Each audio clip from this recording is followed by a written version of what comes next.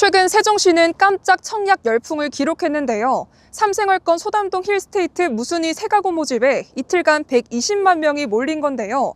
입주 목적이든 시세 차익을 노렸듯 아파트값이 하락 중인 세종에서 왜 이런 청약 광풍이 불어닥쳤을까요? 지난 4년 세종시 부동산은 급락세였습니다. 천도론이 나온 2020년 42% 오른 이후 하락 반전에 2022년은 17%, 2023년은 5.1%, 2024년은 6.5%의 전국 최고 하락률을 기록 중인데요. 전문가들은 이번 로또 청약은 세종 부동산 가치를 증명한 거라며 하반기부터는 본격적으로 바닥을 치고 올라갈 걸로 보고 있습니다. 근거는 첫째, 사회 지리적 환경입니다. 누가 뭐래도 입지는 부동산 평가에서 가장 중요한 요소죠. 세종의 도심은 뉴질랜드 같은 이국적인 분위기를 느낄 만큼 녹지와 수변 공간이 많은데요. 녹지율 52%는 단연 국내 1위입니다. 또 땅이 지하철이란 BRT 중심의 교통망, 또 학생 수와 학교 근접성 등 교육 인프라도 탁월하며 수도권과의 거리는 1시간으로 고속도로 개통으로 더욱 빨라지고 KTX역까지 생기면 연결성은 더 좋아집니다.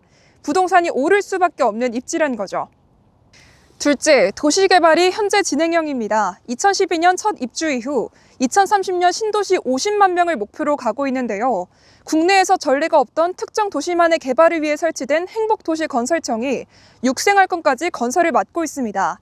조금 지연될 수는 있지만 로드맵에 따라 50만 신도시는 완성될 수밖에 없습니다. 기다리는 백화점도 당연히 들어올 수밖에 없죠. 그리고 육생활권 개발이 끝나면 주택 공급도 종료됩니다. 수요는 넘쳐도 공급이 없으니 집값은 당연히 오르겠죠. 셋째, 금융 등 외부 환경의 변화입니다. 시장의 최대 걸림돌인 금리가 인하되는 추세인데요. 여기에 전국 불안이 해소되면 금리 인하와 맞물려 전국 부동산 거래가 활발해지고 특히 그동안 가장 심하게 억눌려 있던 세종이 뛰어난 입지 재평가와 함께 가장 큰 수혜를 볼 수 있습니다. 금리가 높았어도 그동안 세종은 미분양이 없었다는 걸 주목할 필요가 있습니다.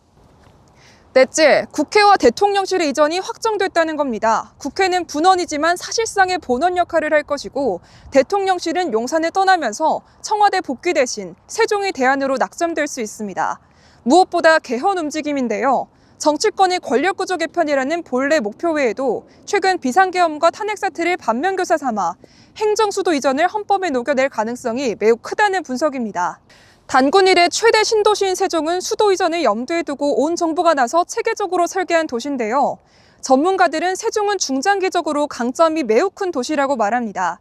그리고 조만간 국회 분원이나 대통령실에 첫 삽을 뜨게 된다면 그것은 신호탄으로 세종 부동산에서 강하게 랠리 현상이 시작될 것으로 분석되고 있습니다.